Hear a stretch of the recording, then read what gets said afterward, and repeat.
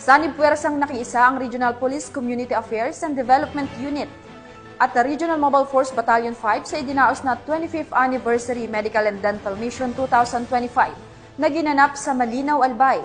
Ang kabuuan ng report mula kay Police Staff Sergeant Merculito Lovendino Jr.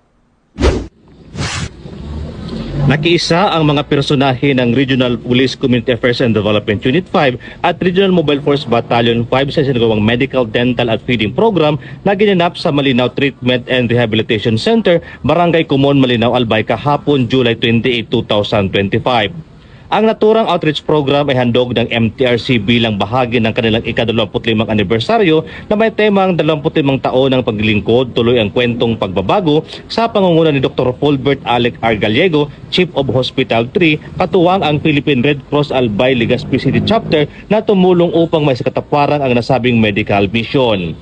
Ayon kay Dr. Gallego, ito ay paraan ng MTRC upang maipahayag ang kanilang pasasalamat at simula pa lamang ng kanilang mas pinalawak na serbisyo para sa komunidad. Ay panimula namin na pag-serve sa community and hopefully po sa mga darating na panahon, may mga binabalak po kami na gagawin pa para makaserve sa community. Kung may mga medical missions, pwede kaming tumulong, and then eventually po, we want also to endeavor on the application of MTRC for e-consulta package, and that is we will be providing po the basic healthcare needs ng community. Hindi naman po yung makakabot ng 25 years kung wala po ang mga men and women employees, matyaga at dedicated employees of MTRC.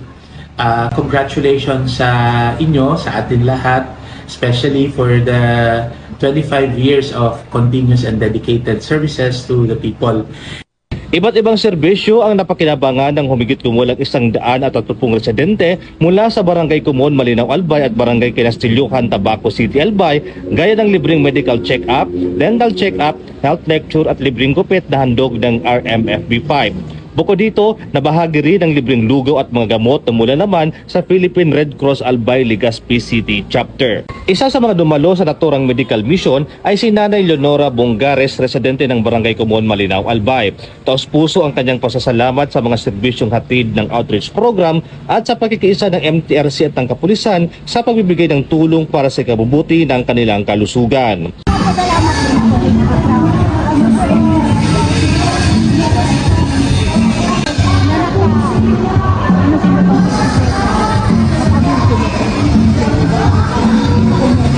Ang Philippine National Police ay patuloy na makikiisa sa iba't ibang ahensya at sektor ng lipunan sa paghahatid ng mga makabulang serbisyo tungo sa mas matatag na ugnayan ng pulisya at ng komunidad.